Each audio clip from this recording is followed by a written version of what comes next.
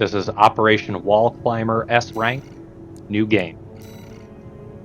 We're rocking a full plasma build. The majority of these parts you can get by the beginning or end, specifically of Act 2, and by completing the training missions as they are available.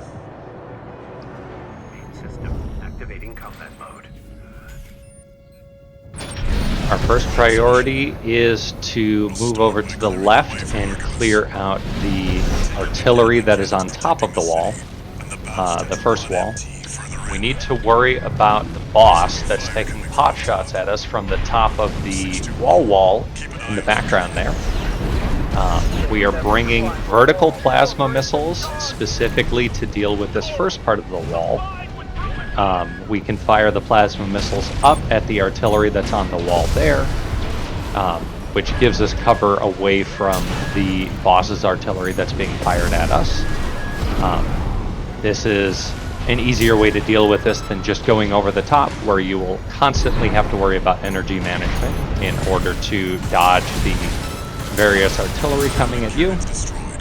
We hit our first objective here by jumping over the top of the wall and taking out the MT. Then we move over to the right through the buildings here, making sure to take pot shots at the artillery MTs, firing big rockets at us. It is very important to make sure that you are managing your energy to dodge these shots here. Any combination of shots from the MTs or the artillery on the wall here can stun lock you and cause you to lose a lot of health, making it so that you can't really get your S rank. We clear out all the artillery along the wall on both sides. They're worth a ton of credits, which I believe helps towards the overall score. We're going to skip over this middle part here, use this opportunity to hit the artillery that's right next to our next target, which is that tetrapod MT. We will take a little extra time in order to clear out the rest of the artillery on this side of the wall, and then we will go back to deal with the tetrapod MT.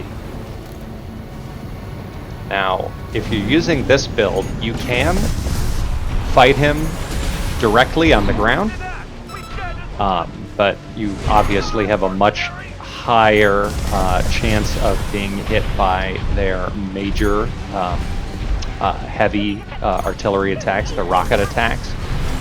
So you can very easily just stagger your rifle and missile shots here in order to just slowly keep pressure on this MT and slowly wear them down without going through too much energy. That attack that the boss just fired right there can be a run killer. If even one of those hits you, it can cause you a lot of pain. Now we go through the wall here on the top level of the top level door here. The reason for that is because you get the jump vertically on some of the enemies here. So you've got those two enemies to fight there, and then you have a group of MTs that'll basically rush the room. Using the vertical missiles with a multi-lock can take care of them pretty easily. Next section here, you want to make sure to dodge to the left and to the right as much as possible to avoid the artillery MT. Unfortunately missed the MT back there, but no harm, no foul. One good shot from the plasma rifle is enough to take out one of these guys in that set. So as long as you're able to get off a locked on shot, you should be just fine dealing with that guy. There should be a lift nearby. The target is close. Take the lift up towards the boss fight here. You'll get the opportunity to resupply. If you've been good with your ammunition up to this point, it is absolutely unnecessary. As you can see, I've taken almost no damage up to this point as well. So the up in health or repair kits is not necessary either. 621. Dispatch to supply Sherpa. Make sure you resupply.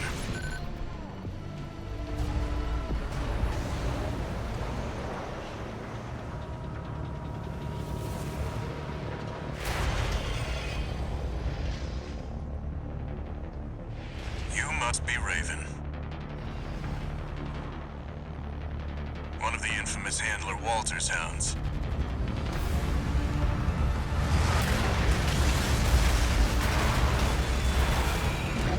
Interesting. You ready to climb the wall?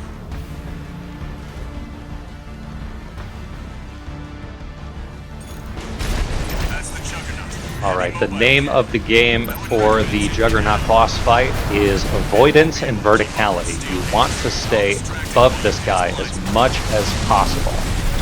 You can use a quad build to accomplish this. I just hover in the air with some reverse joint legs that help me get that verticality to begin with. Using fully charged shots once the boss has been staggered in order to basically induce as much pain as possible. Once you get this boss down to 50%, the boss fight gets more difficult because your co-op partner there has to leave. At that point, the boss fight becomes just as much about avoiding heavy hits as it is about keeping pressure on the boss with plasma to attempt to stagger. There's very little you can do with this particular build to get behind the boss when the boss will actively move away from you. So continuing to put on the pressure with those plasma missiles and the odd plasma shot every now and then goes a long way towards getting that stagger state that you need, where you can continue to just unload as much as possible from point blank. When the boss comes out of a stagger state, the boss oftentimes will boost directly backwards. If you're in the way of that, the boss will, you will basically take a melee hit from the boss, and it can be enough to invalidate the S rank. You can get enough damage that way. So you really want to make sure to avoid that. Generally, you have enough stagger time to get off 2 fully charged shots and 1 missile salvo, at which point you need to worry about getting back up into the air and as far away as you can. Staying vertical, though, staying vertical is the best way to avoid the majority of the attacks from this boss, especially the mines the boss throws when the boss drifts around.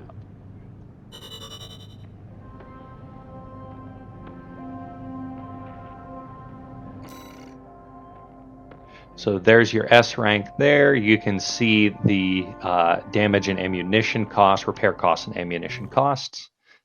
If this video helped you, leave a like, share with your friends.